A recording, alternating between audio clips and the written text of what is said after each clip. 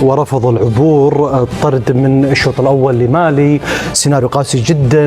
لماذا كل هذا السيناريو القاسي على الفريق وعلى الجماهير فتحي؟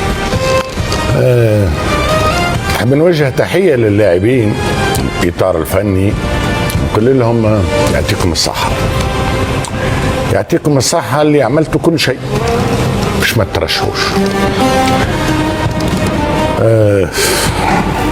نحب نقول لهم حرام عليكم اللي تعملوا فيه، حرام عليكم، حرام عليكم اللي تعملوا فيه.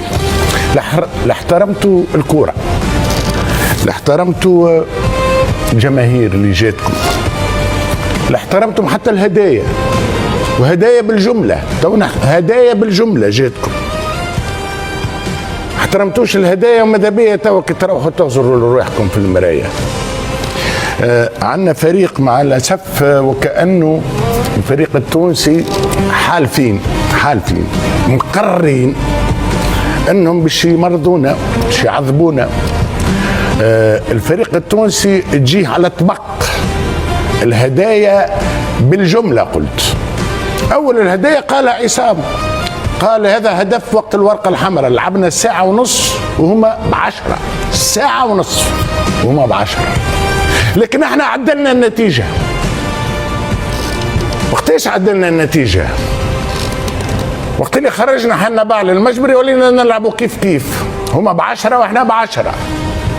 فماشي واحد في العالم يخرج المحرك الأساسي، صورة الفريق، روح الفريق، واللي كان ناشط بشكل غريب وربي يعطيه الصحة والعافية، يجي خارجه رديت لنا نلعبوا ب10. كيفهم؟ كيف اخي تلعب معنا ولا ضدنا؟ لو كانت كرة قدم رياضة فردية يترشح لنا بعد المجد، صح. سامحوني ما نشخصنش، ولكن وقت اللي الحسرة توصل إلى هذا الحد ونلاحظ والناس تتفرج، حتى اللي ما يفهمش الكرة يعرف علاش يخرج أحسن ملاعب فوق الميدان مش أحسن لاعب تونسي. تفسيرها معلش عند المدرب، ماذا بينا لو في الندوة الصحفية يجاوبنا. الهدايا بالجملة والفريق مع الأسف رفضها كلها. في بالك اللي مالي ما جاته حتى فرصة، في بالك اللي مالي ما جاته حتى فرصة تعمل المقابلة. معناها وصلنا دقيقة 89 نسجل هدف صحيح مع الأولاد والناس الكل، انتهت المقابلة. نعطيهم هدية من السماء، نعطيهم ضربة جزاء، كرة طايحة هابطة هكا ضربت في يد. وين التركيز؟ طيب ليش يعني رحت لهذا الكلام؟ ليش رحت لهذا الحديث؟ يا اخي قد يكون سيناريو مش مكتوبه لتونس، يعني فيك ألم وحسره من السيناريو، من اللاعبين، من المدرب، من الملفات اللي ذكرتها في بدايه الحلقه. من وين؟ شوف تقول لي مكتوب لتونس، هي مكتوب على تونس باش تمرض الشعب التونسي، مكتوب على الفريق التونسي باش يمرض الشعب التونسي. انا ناكد لك مرضى، انا ناكد لك التوانسه رقدت، انا ناكد لك التوانسه اللي رقد واللي خرج للشارع مسكين هايم، واللي ما عادش يحب يشوف في التلفزه، ومن اللي ما عادش يحب يحكي على الكوره. ليه؟ يا ولدي يلحلحوا بينا. الكوره تلحلح بيك، تقول لك بربي هاي ورقه الترشح، وانت تقولها ليه؟ امان راهو اللي عشناه، سامحني، اللي عشناه معناها حرب اعصاب. اخي انت معانا ولا ضدنا؟ مين اللي معاك وضدك؟ نحكي على الفريق التونسي، اخي تلعب لصالحنا ولا ضدنا؟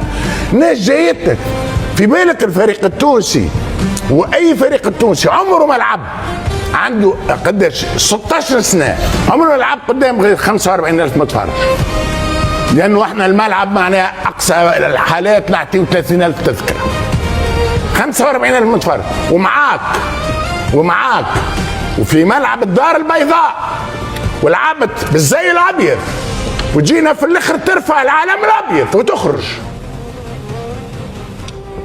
معناها سامحني، راهو اللي حسوا الشعب التونسي بدنا ناكد مش شعبويه، راهو نحكي لك بحسره ونعرف التونسي شنو ألم، مش ألم، قداش يحب فريق ونحبوا نفرح وتعرف. راهو الشعب التونسي يحب يفرح شويه، راهو سندكم الاخر. وانا البارح حتى البارح ايش نترشح لاني نؤمن بهم وحتى مع الجماهير اسمها الجماهير تشجع الجماهير يا ودي مش تونس. لا يعني الجماهير ادت اللي عليها وزياده، مش الجماهير خصوصا ان الصوت كان واضح. تخيل الصوت كان واضح ونسمعه. اسمع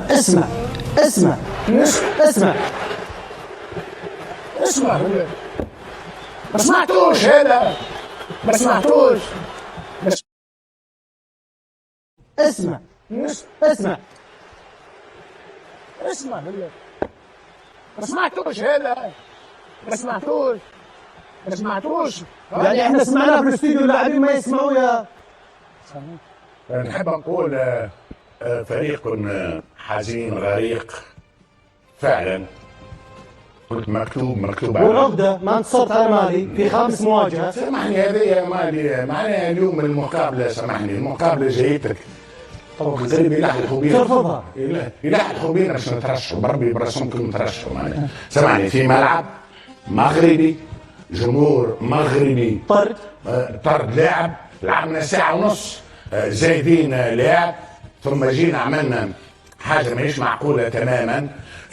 هشاشه نفسيه غريبه جدا، دقيقه بتشد دقيقه ما شهدوش، ثم قلنا نصف ساعه هما ب10 واحنا على الاقل نظريا ب11. وبعد لا تنسى رغم الظروف القاسيه والرفض كما ذكرت، الجمهور المغربي كان حاضرا ومؤازرا لتونس كما كان بالسابق في هذه النسخة، وشجع لكل المنتخبات، والظروف كانت مهيئة. لكن أنا انتظرت، ذكرت في بداية الحلقة أن هناك ألم لفتحي المولدي وحسرة. صح. واترك لك التعبير. لا ألم وحسرة ظهر حتى على ملامح وجهي، ألم وحسرة ظهر حتى مع الولاد اللي كنت أتفرج.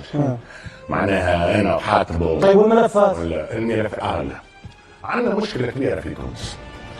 كل خيبة نمر إلى المسابقة اللي بعد، ولا مرة حلينا الملفات، ولا مرة قلنا علاش، ولا مرة عملنا تقييم، وحتى التقييم يقع في إطار المكتب الجامعي. احنا نقولوا المكتب الجامعي والمكتب التنفيذي، ما بين الأعضاء المكتب التنفيذي وهم مش فنيين، اللي وقيت باش نعملوا تقييم هل أنه الإطار الفني هذا قام بالواجب أم لا؟ هل أنه اللاعبين اللي عندنا الآن قادرين باش يمشيوا؟ رانا ماشيين لكأس العالم، رانا ماشيين لكأس العالم، أما ما قدرناش في البطولة العربية وخرجنا من الدور الأول، ما نجحناش في البطولة الأفريقية وخرجنا تقريبا، حلينا باب الدور الثاني وخرجنا منه.